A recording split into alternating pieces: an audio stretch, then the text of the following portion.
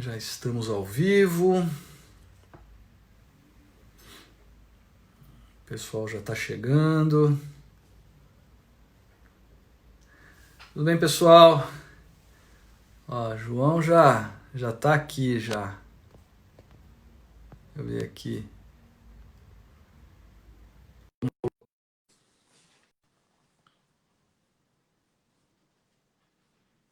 Mandei aqui já o convite para o Dr. João.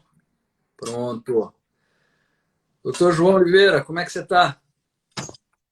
Peraí, deixa eu baixar o som aqui. Você está me ouvindo bem? Eu estou te ouvindo perfeitamente bem. Você me ouve também? Eu te ouço também. Que da outra vez que eu participei de uma live, eu fiz a gentileza de deixar o meu áudio super alto e aí ficava dando retorno. Tem que tomar cuidado, senão você acaba se ouvindo na conversa. É. Pessoal, vocês estão ouvindo bem também? Estão conseguindo ver a gente? Estão conseguindo ouvir? Mandem um joinha aí para confirmar. Doutora Aline, pessoal da FADISP, pessoal da PUC, muito bom. Bom ter vocês conosco. Ó, doutora Thaís. Muito bom. Bom, pessoal, hoje a gente vai conversar com o doutor João de Oliveira, que dispensa até a apresentação, mas para aqueles que eventualmente não o conhecem, é juiz que atua, né, junto à primeira vara de falências e recuperações judiciais de São Paulo, e está à frente de vários casos de recuperação judicial bastante importantes, relevantes, e inclusive no que diz respeito ao tema que nós vamos discutir hoje, que é o uso da tecnologia pelo Poder Judiciário e a realização de assembleias virtuais, né, de Assembleia Geral de Credores virtuais, experiência que ele já teve em casos importantes e vai compartilhar conosco.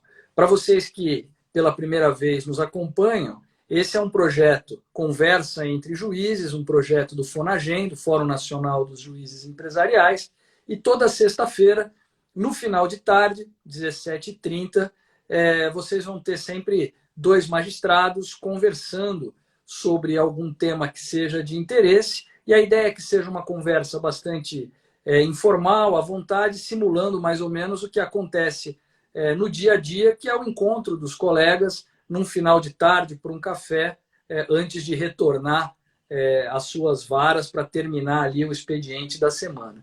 Então é um prazer dividir a tela com o Dr. João, que além de um grande juiz, um grande estudioso, é também um grande amigo. Seja bem-vindo, Dr. João. Doutor Daniel, muito obrigado. Eu quero primeiro aí parabenizar pela iniciativa do FONAGEM.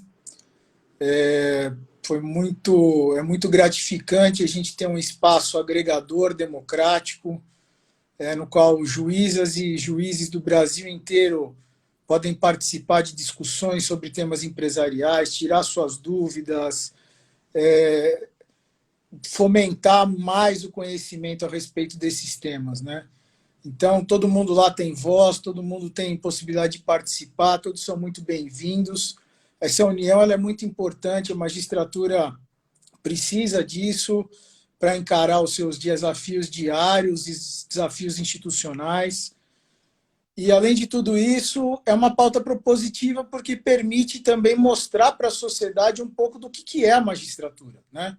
Ao invés de ficar num debate aí muito distante, alguma coisa muito distante, não. O pessoal pode ter acesso a essas conversas, certamente outros eventos nós teremos aí no futuro, né? O FONAGEM ainda está engatinhando e certamente vai ser grandioso. Então, parabéns aí pela iniciativa. Obrigado por me deixar fazer parte desse projeto aí inicialmente, né? É muito gratificante poder trabalhar contigo, como eu já trabalhava antes, poder trabalhar com os outros colegas, né, de outros estados, é sempre muito enriquecedor. Não, a honra é toda nossa, doutor João. O FONAGEM, de fato, acho que cumpre uma função muito importante, né?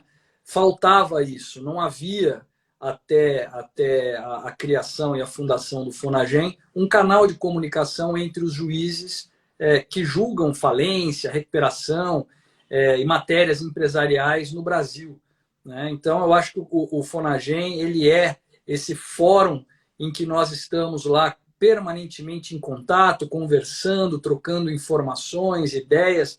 Hoje nós somos aproximadamente 140 juízes que têm competência para julgar essa matéria, permanentemente em contato ali no nosso grupo.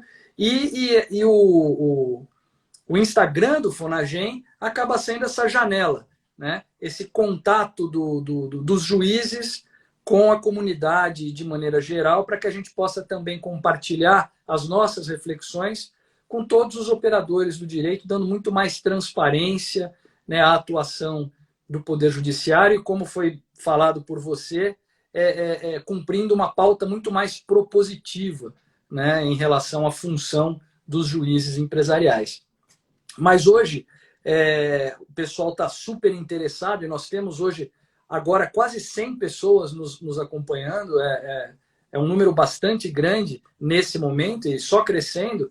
E todo mundo interessado em saber sobre essa experiência da utilização da tecnologia e da realização de AGC virtual em função da pandemia, em função dessa situação extraordinária que nós estamos vivendo. A minha sensação é de que essas medidas de distanciamento social, aliada à necessidade de manutenção dos trabalhos da justiça, isso acabou potencializando a utilização de tecnologias que antes não eram utilizadas com a mesma frequência, e talvez seja esse um legado positivo dessa pandemia para o funcionamento da justiça. Como é que é a sua experiência nisso? O que o senhor acha sobre esse tema, doutor João? Bom, recentemente eu vi uma entrevista do ministro Salomão para a revista Justiça e Cidadania, e ele falou uma coisa muito própria, claro, né? Mas especificamente no nosso assunto, que foi o seguinte: efetivamente a pandemia ela acabou criando um ambiente de necessidade para que nós pudéssemos recorrer a recursos tecnológicos já existentes, mas não tão utilizados ainda, por questões culturais, por questões até de próprio mais dogmática, seja lá o que for. E aí nós somos obrigados a recorrer a essas situações, né? No caso específico da Assembleia Virtual, o que eu posso dizer foi o seguinte: a gente, lá na Vara, né, como você bem sabe, a gente está enfrentando aí, primeiro, não houve ainda essa enxurrada de pedidos de recuperação judicial que alguns veículos de imprensa têm colocado, né? Talvez isso venha mais para o segundo semestre, talvez as pessoas estejam esperando um pouco para poder absorver o máximo possível até de créditos, ou então ter uma visão melhor do que vai ser efetivamente a reestruturação dela quando a gente tiver uma retomada aí de uma certa normalidade da vida. Mas agora, ali na Vara, a gente está com um volume de trabalho muito grande que envolve duas situações básicas. A primeira, processo de recuperação judicial em processamento, e a segunda, processo de recuperação judicial em fase de cumprimento. Então, no caso do processamento, que foi efetivamente ali o caso da Odebrecht, né, assim como outros, mas o vanguardista foi a Odebrecht, eles já estavam numa intensa negociação e discussão do plano, a AGC já tinha se iniciado, e aí vieram trazer para mim: olha, nós precisamos continuar com a AGC, não dá para esperarmos um eventual retorno do convívio social para que possamos retomar as negociações, nós precisamos discutir isso agora.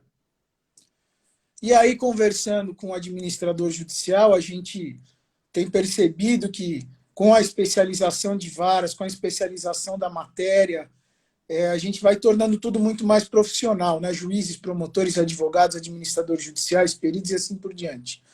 E conversando com o administrador judicial, ele falou que era possível, pesquisou diversas plataformas digitais existentes no mercado e achou uma que permitisse dar direito de voz, voto, consignar com segurança o direito de voto, permitir que todos pudessem ter ciência de documentação através do acesso nessa própria plataforma. E aí tendo em vista essa necessidade, diante desse contexto de anormalidade que estamos vivendo, eu entendi por bem deferir a realização da Assembleia. Acho que foi a primeira decisão, né, no Brasil, pelo menos que eu tenha conhecimento. Eu também. Enfim, e aí, claro que houve recurso. O relator do processo é o desembargador Lazzarini. Eu até achei, depois vendo, achei que a decisão dele foi prudente, porque ele reformou parcialmente a minha decisão, então somente para que, num primeiro momento, não houvesse a possibilidade de deliberações na AGC, mas não muito por conta da Assembleia Virtual, mas por conta de uma juntada muito próxima de um novo plano, cheia de modificações, e ele achou que isso precisasse ser um pouco mais discutido. Então, a AGC funcionou para isso. Num primeiro momento, para que todos tivessem acesso à plataforma, pudessem verificar a segurança e a amplitude dessa ferramenta para fins de realização desse trabalho, e aí houve a deliberação para continuidade de uma nova data, aí sim, deliberativa. Né?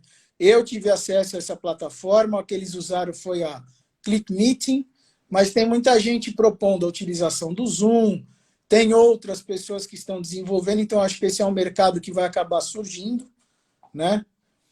E eu tive acesso à plataforma, o desembargador Lazzarini também teve acesso à plataforma, funciona muito bem, há o registro de todos os atos, há o registro das perguntas, há a possibilidade de se mostrar documentos, a possibilidade das pessoas terem voz, mas não via chat, terem voz como nós estamos conversando aqui. Uhum. Inclusive, o administrador judicial me noticiou que uma pessoa que tinha direito à voz e não tinha direito a voto porque não era credora, ficou 1 hora falando. Então, assim, num primeiro momento, foi bom, a experiência ela foi um sucesso. Tanto que na AGC deliberativa, parte do grupo teve a sua recuperação judicial, o seu plano aprovado, e agora está em fase aí de controle de legalidade das cláusulas do plano, né? Mas, assim, houve deliberação, então, ou seja, exauriu-se o mérito da própria Assembleia Geral de Credores, funcionou com segurança. Conversei dentre os atendimentos, uma coisa que a gente até pode falar daqui a pouco, dentre os atendimentos virtuais que eu tenho feito constantemente, eu perguntei, quis ter um retorno dos advogados que participaram, e todos acharam assim que a plataforma funcionou muito bem.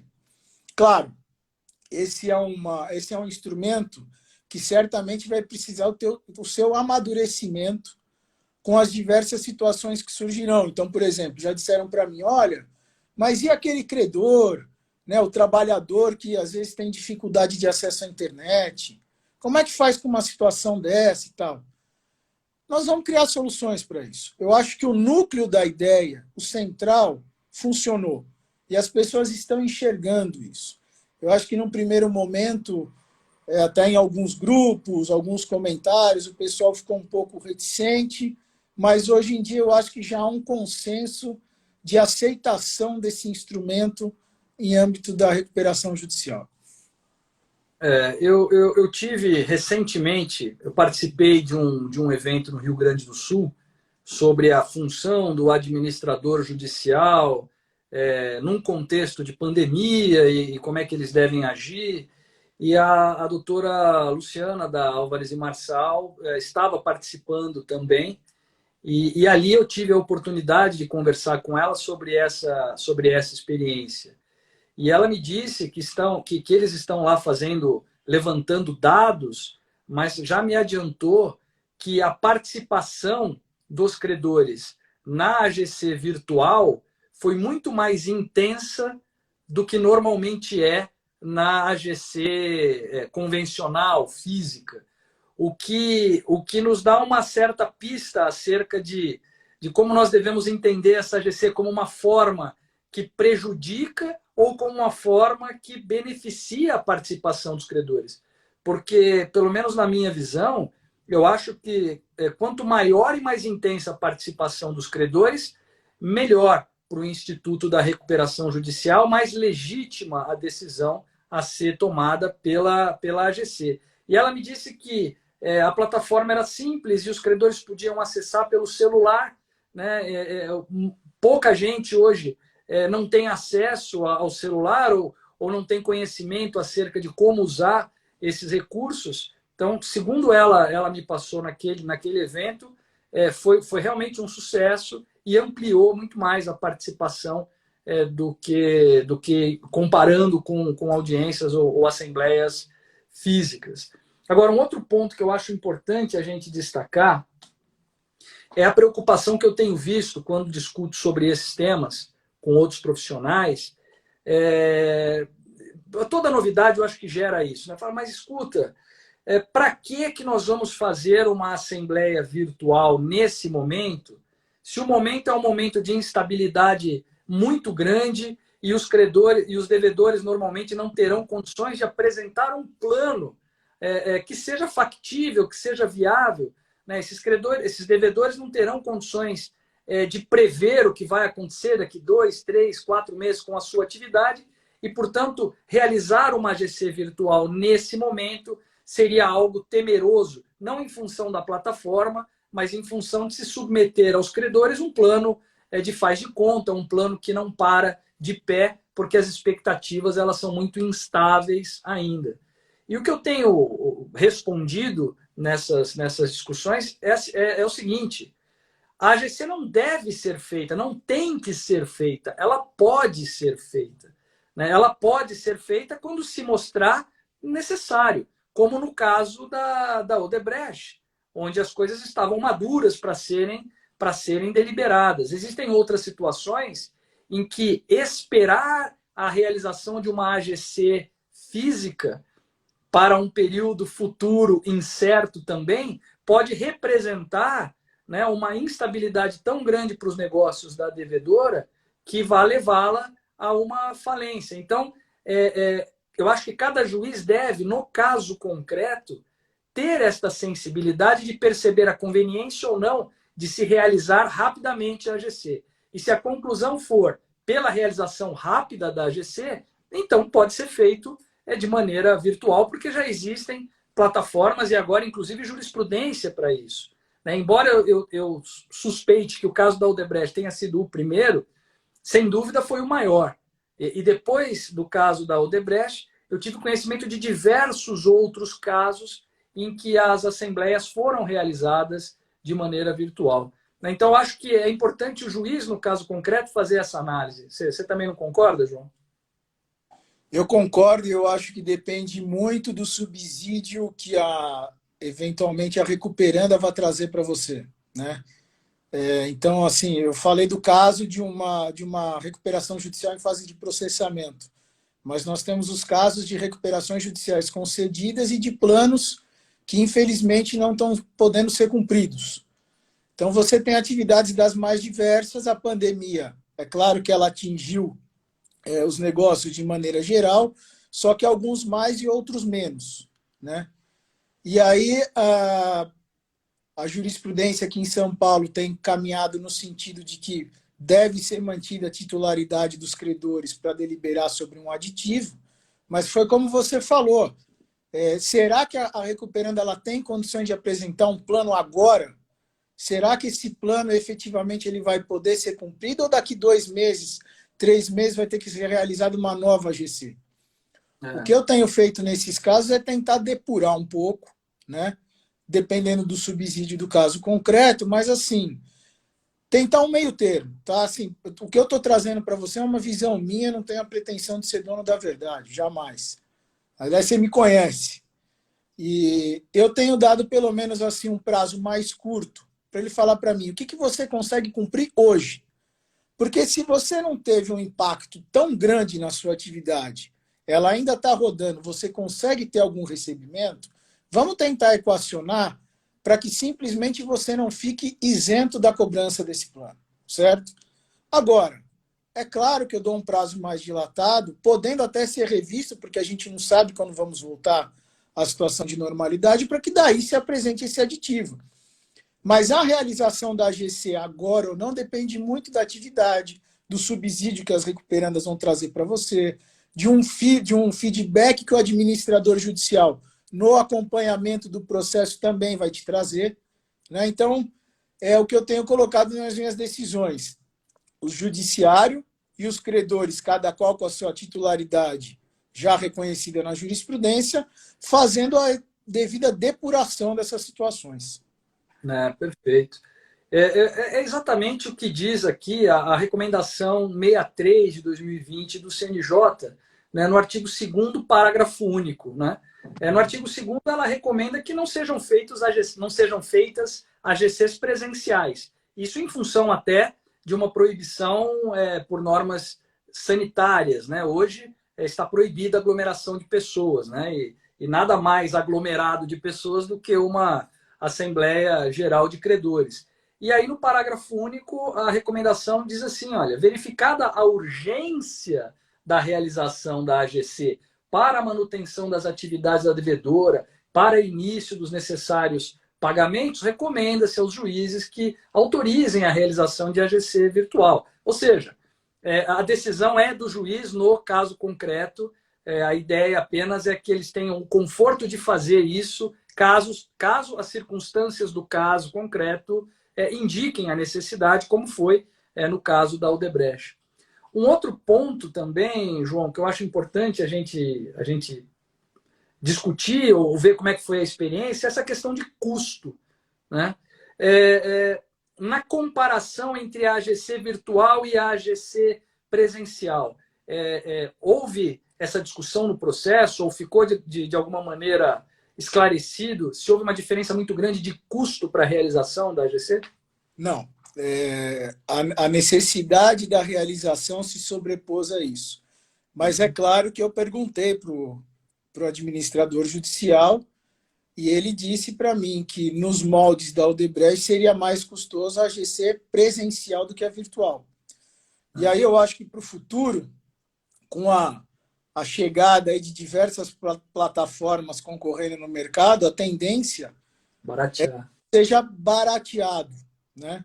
Então, talvez o custo seja menor. Agora, tem uma outra coisa. A gente tem que pensar no custo do credor também. Se a gente tem... Imagine, por exemplo, então, uma recuperação judicial com credores pulverizados aí pelo Brasil. Então, imagina, ele provavelmente não vai participar da AGC, mas se quiser participar, ele vai ter um dispêndio muito grande de custos. Transporte, hospedagem, muitas vezes a AGC ela não termina naquele dia, às vezes é suspendida, precisa continuar numa outra data. Se você consegue estabelecer uma AGC virtual, você também consegue, além de democratizar, diminuir o custo dos credores, que certamente vai fortalecer aquele princípio desde lá de trás, elencado pelo senador Rames Tebet, que é a participação efetiva dos credores, né, participação ativa dos credores na recuperação judicial. Você diminui custos e você diminui barreiras logísticas de acesso dos credores à AGC. Né? Eu acho que por todos os ângulos que a gente analisa essa questão, me parece que a experiência é uma experiência muito positiva e que veio para ficar. Né? Por enquanto, tem sido utilizada como uma alternativa a essa impossibilidade de se fazer presencialmente, mas quem sabe para o futuro essa seja uma tendência. Né? A doutora Luciana, da Álvares e Marçal, comentou comigo também que ela ligou eles lá, né, como administradores judiciais, não sei se foi no caso da Odebrecht ou em outros casos, porque eles fizeram também AGC virtual em outros casos, que eles tomaram o cuidado de ligar pessoalmente para todos os credores, e aqueles que não participaram disseram expressamente que não iriam participar porque não queriam participar, porque achavam que o plano estava ok, que eles concordavam, então não queriam. Mas ninguém que quis participar deixou de fazê-lo por algum tipo de dificuldade. Né? Então, penso que tenha sido, sim, uma boa experiência, que diminui custos, que aumenta o acesso do jurisdicionado à realização do ato, que aumenta a participação dos credores, que aumenta a transparência, né, do ato processual, enfim. Acho que é uma experiência que veio para ficar. E se deu certo num processo como é o processo da Odebrecht, né, certamente pode dar certo em processos menos complexos. Né? Daniel, assim, algumas pessoas me indagaram duas coisas, se você me permite colocar aqui, que até Claro. já tem algumas perguntas aqui. Para aquele credor que é menos favorecido, como se daria o acesso se ele não tiver condições, né? E se não haveria necessidade de uma previsão legal? Respondendo à primeira, eu acho que a gente tem diversas formas de poder oferecer o acesso para esse credor menos favorecido, seja pelo próprio advogado, seja por uma colaboração da OAB local fornecendo o espaço, né, e a infraestrutura que a OAB tem. Eu acho que esses problemas, tudo isso vai sendo resolvido à medida que essas demandas vão aparecendo. Né? O importante é o seguinte, detectarmos o problema, mas não só ficarmos no problema, darmos também a possibilidade dele ser resolvido. Na questão legal, porque teve agora a MP 931, que fez lá, né, uma regulação toda mais exaustiva a respeito das assembleias societárias, e aí me perguntaram, mas poxa, não precisa de lei? Eu penso da seguinte forma, eu acho que nós estamos no âmbito do direito privado. E aí nós temos aquela regra de hermenêutica que no direito privado a gente pode fazer tudo aquilo que não tiver proibido. E a Lei 11.101 não proíbe expressamente ou não fala que a AGC tem que ser presencial de corpo humano. Segundo ponto, eu acho que a gente, e aí é uma visão particular minha, tá? Eu acho que a gente aproximar demais o direito societário do direito de insolvência, às vezes não é a melhor forma. Porque no direito societário, a Assembleia ela sempre tem uma convergência final, que é o benefício da sociedade. E no caso de recuperação judicial, o credor ele quer recuperar o crédito dele, é o direito de propriedade.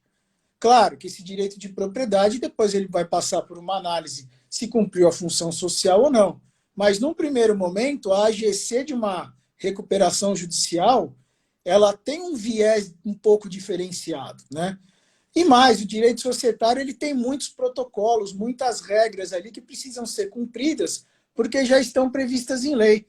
E, claro, faz parte do dia a dia, há uma continuidade na vida daquela sociedade. A recuperação judicial, para o seu turno, não.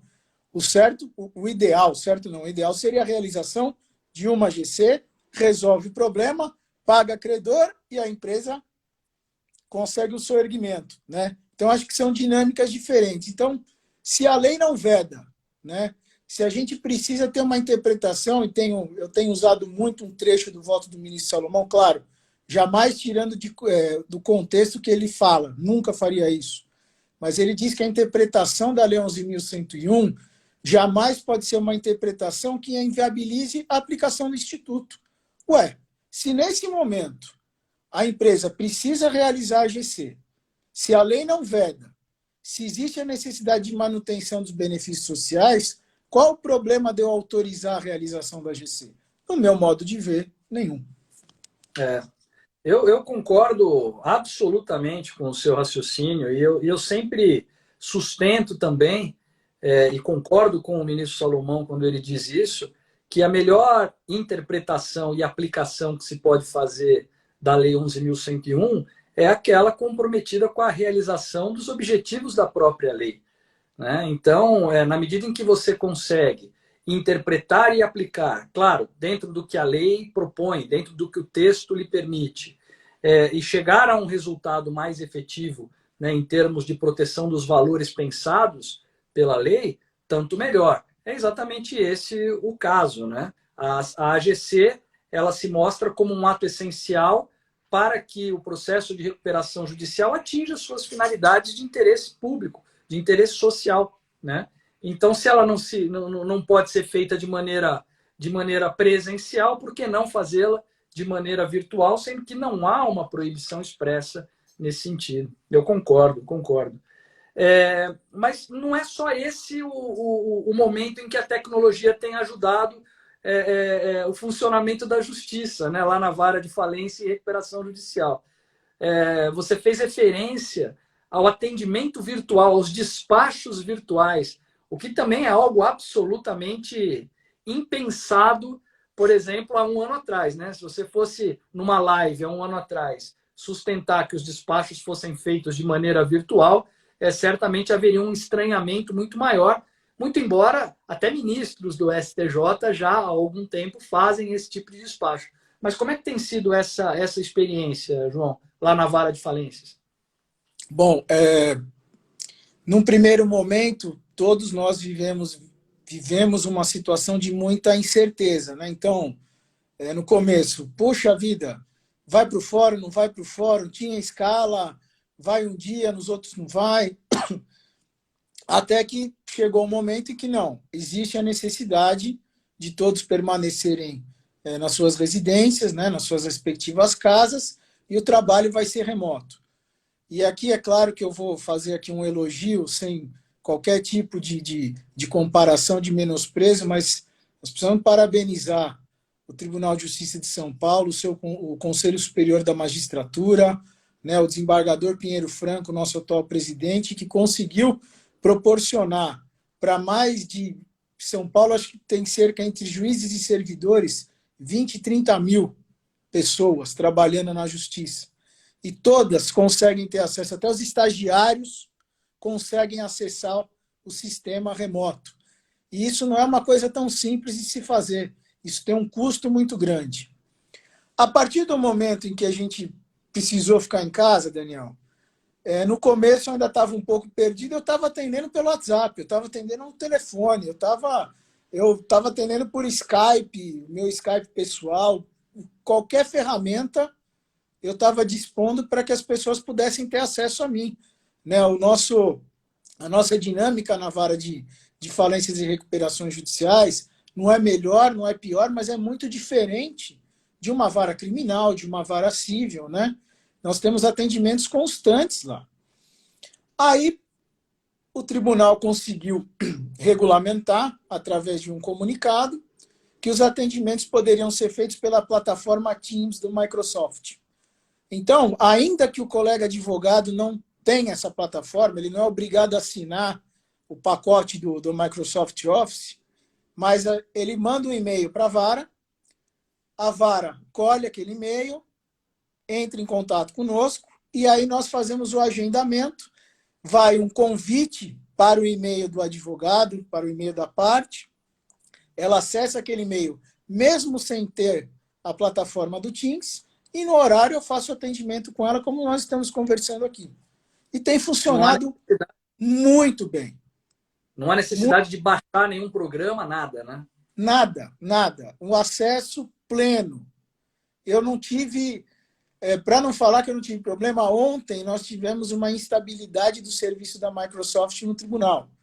Mas eu entrei em contato com os colegas advogados que estavam, que tinham agendamento e ele não foi possível, porque eu não tinha acesso. Eles tinham, eu não tinha. Né? E aí reagendamos a reunião, e teve inclusive uma que não podia ser reagendada, era muito urgente, eu atendi perfeitamente pelo telefone. Mas o fato é o seguinte, eu acho que a evolução tecnológica, Daniel, ela tem sido em progressão geométrica. Né? Eu acho que há 5 anos atrás, nós não imaginávamos o tanto de tecnologia que está acessível hoje para a população, ainda que seja uma população mais carente, mas está cada vez mais acessível. Né? Então, esse atendimento, assim como acontece na AGC, ele é muito mais assertivo, ele é muito mais pontual, ele acaba sendo mais proficiente. Por quê? Eu tenho a lista de atendimentos do dia, eu já estou sabendo o que é o processo, eu já sei qual é a demanda que vai ser trazida pelo colega advogado. Então, o atendimento para o advogado fica melhor. Na volta da normalidade, eu vou oferecer esse atendimento para o advogado que queira. Falar, doutor, se o senhor quiser, pode marcar, a gente marca um horário, né? Aí vai uma questão de voluntariedade, eu atendo pela plataforma digital. Às vezes o advogado, né? Assim, hoje em dia toda cidade do Brasil tem trânsito. Mas imagina aqui em São Paulo, o advogado muitas vezes com um escritório num bairro um pouco mais distante, ele acaba perdendo grande parte do dia dele só para ir lá falar com você, muitas vezes 5, 10 minutos. Quando, na verdade, para ele pode ser muito melhor, muito mais assertivo ter esse atendimento remoto. E aí, assim, para terminar, pelo menos dessa parte, eu vi o ministro Salomão falando que quando retomarmos a normalidade, muita coisa deve voltar ao que era antes. Então, julgamento virtual o tempo todo não dá. Né? Eu compreendo a visão do ministro e eu acho que ele está certo. Porque existem determinadas situações e rotinas que nós estamos fazendo agora que talvez com a volta da normalidade isso possa voltar a ser implementado com mais aceitação no futuro a partir de uma mudança cultural de paradigmas que acontece com a maturidade e com o passar do tempo. Né? Então, talvez no futuro a gente realmente tenha um volume muito maior de atendimentos virtuais, de AGCs virtuais e assim por diante. Eu concordo também. Eu acho que todo esse período que nós estamos vivendo e sendo forçados, né, a utilizar essas ferramentas, esse período vai nos deixar alguns legados de mudanças culturais mesmo. Porque é verdade, alguns atos processuais que hoje nós temos que fazer de maneira virtual são melhor realizados de maneira presencial. Né? Muita coisa, o ambiente virtual não simula exatamente o que seria, né, uma realidade. Mas, por outro lado, existem outros atos que se fazem perfeitamente bem, até com vantagens de forma virtual. Né? Eu acho que esses atendimentos de advogado por essa plataforma, acho que é bom para todo mundo, é bom para o advogado, que não perde tempo, que não pega trânsito, que não tem custo, é bom para o juiz que consegue se organizar, agendando os atendimentos, estando disponível no exato minuto em que foi combinado, fazendo com que todos ganhem muito tempo.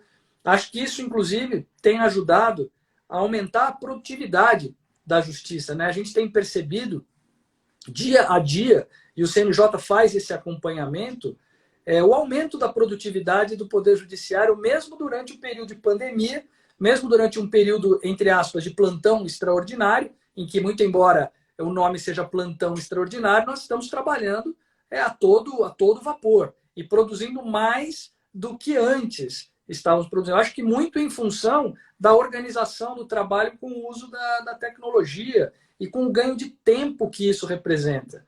Né? Eu sempre brinco com o pessoal, né? Falo, você está em home office, então está tranquilo.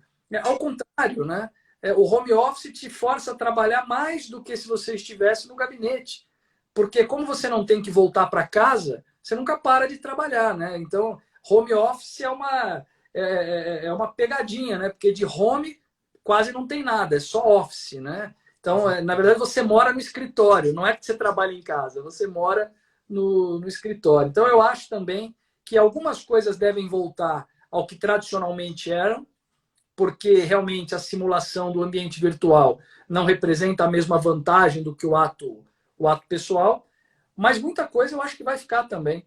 Muita coisa eu concordo com você, vai ficar, e vai haver essa quebra de paradigmas e essa quebra de preconceitos, né? Porque muitas coisas a gente não quer por um certo preconceito. Quando a gente estuda a evolução da tecnologia na justiça, outro dia eu estava lendo um livro e dei risada, porque o livro discutia, era toda uma discussão incrível, aprofundada, sobre a possibilidade do juiz apresentar uma sentença datilografada. Né? Essa era a discussão naquele momento, porque as sentenças até então eram manuscritas, e se entendia que a sentença manuscrita era a garantia de que foi o juiz mesmo que fez aquela sentença, não haveria dúvida sobre a autenticidade daquela sentença. Depois, com o advento da máquina de escrever, embora o juiz subscrevesse a sentença, havia discussões. Só, não, mas isso não é possível porque nós não temos certeza de saber se foi o juiz mesmo que fez essa sentença ou outra pessoa. Enfim, essa é uma discussão que hoje não faz o menor sentido. Talvez ocorra o mesmo com alguns preconceitos e alguns atos que hoje nós discutimos, né, sobre pode, não pode. Daqui a alguns anos nós vamos olhar para trás e vamos dar risada daquelas discussões, porque elas vão perder totalmente sentido. Então, concordo com você e concordo com o ministro Salomão também. Agora, João, o que mais você destacaria, e a gente já começa a se encaminhar para a parte final, e ao contrário do prazo de stay lá da Lei 11.101, não tem prorrogação mesmo, né, no Instagram, depois de 1 hora corta e corta automaticamente. Então a gente tem que tomar cuidado para não ser cortado pelo Insta. O que mais você teria aí para destacar? Ou o que mais você poderia destacar em relação ao funcionamento da vara nesse período de pandemia e que envolva tecnologia? Além da AGC, que nós já vimos, e desse atendimento. Existe mais alguma coisa que possa chamar a atenção? Eu acho que assim o próprio modo do home office talvez seja algo que deva, claro, ter a sua discussão com o retorno da normalidade, mas mostrou também, aqui sem qualquer pretensão de embargo a qualquer outra carreira, né? Mas olhando para o Poder Judiciário, a produtividade ela foi às nuvens, né? Foi ao céu. E assim, mesmo durante a interrupção dos prazos, não paramos de trabalhar, as partes também não pararam de peticionar, tudo por conta da necessidade da continuidade do processo judicial. Então, eu acho que talvez, né, ainda mais você que está lá em Brasília, lá no CNJ, talvez seja o caso de se discutir. Precisa efetivamente um juiz estar todo dia no fórum? Será que, de repente, nós não podemos privilegiar um agendamento de atendimentos e permitir que os magistrados e magistrados possam ficar nas suas casas? O dia não pode ser mais produtivo? Porque, veja, hoje em dia, eu lembro que eu estava dando uma decisão, conversei com você estava fazendo uma inspeção virtual, né? Exato. Então, existem meios de se controlar a produtividade judicial através do sistema, né? Nós temos o processo eletrônico. Na vara, desde 2017, todos os processos eles foram digitalizados, né? Com exceção de um ou outro caso, mas todos os processos foram virtualizados, que traz uma democracia enorme para o processo. Porque cada credor, se quiser, ele pode consultar o processo da sua casa. Não precisa ir no fórum, não precisa ir no balcão do cartório pedir informação, né? Então, isso ajudou demais. Eu acho que o segundo passo é, de repente, essa questão do home office, né? Claro, o colega que não quer trabalhar, que se sente bem trabalhando no fórum, vai, não tem problema. Mas se, de repente, alguns se sentem bem trabalhando em casa, produzem melhor, por que não pensar nisso também? Né? Eu acho que a gente não pode nem ser tanto ao mar, nem tanto à terra, né? Mas a pandemia mostrou que o trabalho remoto do Poder Judiciário como um todo, né, em todas as unidades da federação, acho que a gente pode fazer essa afirmação, pelo menos são dados que eu vejo ali que a AMB divulga, houve uma produtividade excelente, né? Então, talvez eu acho que esse também possa ser um legado aí a ser discutido e aproveitado. É verdade, é verdade. Você sabe que eu lembrei de uma outra coisa agora que eu vi há 3 dias atrás. Naquele caso, numa recuperação judicial ajuizada no Rio de Janeiro, acho que da Cândido Mendes, né? Que é uma sociedade civil, na verdade, e pediu recuperação, enfim, mas o importante nesse caso não é a tese jurídica, mas o uso da tecnologia. Os advogados usaram um QR Code na petição inicial que remete a um vídeo com a sustentação, o despacho, vamos dizer assim, do advogado, né? Com o advogado explicando ao magistrado como se ele tivesse indo lá entregar a petição inicial e falando pessoalmente ao magistrado. E eu achei aquilo muito interessante, né? Se funciona ou se não funciona, se é vantajoso ou se é não vantajoso, é uma outra discussão que a gente pode fazer. Mas que é curioso, né? Como a tecnologia pode apresentar essas possibilidades, né, João? Eu vi o vídeo, eu achei muito interessante também a iniciativa, e tudo é uma questão seguinte, os colegas advogados, né, a gente precisa entender que o colega advogado ele precisa ter o reforço do argumento. Isso é inerente à advocacia, sabe? Agora, não adianta ele fazer um vídeo de 15 minutos, ninguém vai assistir, né? Ele precisa fazer um vídeo assertivo, assim como não adianta, muitas vezes, fazer uma petição de 200 laudas. Não tem menor cabimento uma situação como essa. Mas tudo é o seguinte, se for bem aproveitado, e eu achei a exposição lá, acho que durou 6 minutos e alguma coisa, eu achei a exposição bem interessante, sabe? Então, de repente, numa situação como essa, qual o problema de repente, o juiz falar, doutor, eu fiquei com dúvida num determinado ponto, marca um agendamento virtual, o advogado faz o reforço da tese, por que não? Né? Eu acho que amplia o acesso à justiça, né? Eu acho muito interessante. João, nós estamos chegando já na nossa parte final. O pessoal já começa a reclamar que está acabando, como sempre. Hoje nós tivemos um recorde, né, de mais de 130 pessoas nos acompanhando, o que é muito legal, o que demonstra que cada vez mais esse projeto, né, do Conversa entre Juízes vai se tornando popular, vai se tornando conhecido, e as pessoas vão, de fato, participando. Então, como a gente já está se encaminhando para o final, queria que você deixasse aí as suas considerações finais para se despedir dos nossos amigos, das nossas amigas que nos acompanham. Bom, eu quero agradecer, Daniel, a oportunidade de poder estar aqui, bater um papo contigo, né? Provavelmente, depois desse café aqui, nós trabalharíamos mais um pouco, talvez emendássemos uma cervejinha, né? Isso é algo que o ambiente virtual ainda não consegue simular, né? Exatamente. Mas, assim, eu quero agradecer a todos que tiveram a boa vontade de dispor aí do seu tempo para nos assistir. Tudo que foi dito aqui é apenas uma veiculação de ideias, é um debate, ninguém tem a pretensão de ser dono de verdade, né? Que os problemas surjam, que a gente possa contar com todos para que eles possam ser resolvidos. Que espero que todos estejam com saúde, espero que todos estejam bem, continuem assim, se cuidem, tá? E vamos acompanhando aí todas as novas lives e os trabalhos do Fonagem. É isso aí, João. João, muito obrigado por ter participado dessa conversa. Foi um grande prazer ter essa oportunidade de conversar com você. Nós que costumamos conversar com frequência, mas sempre é bom sentar e conversar sobre temas como esses que a gente abordou hoje, que são temas do momento, são temas importantes e que certamente vão ajudar as pessoas que nos assistiram a refletir melhor sobre essas questões. Acho que foram pontos muito importantes abordados aqui, os argumentos trazidos, as informações que você trouxe foram realmente excelentes. Então, queria agradecer novamente sua presença. A gente continua se falando diuturnamente, continua em contato lá no grupo do Fonagem.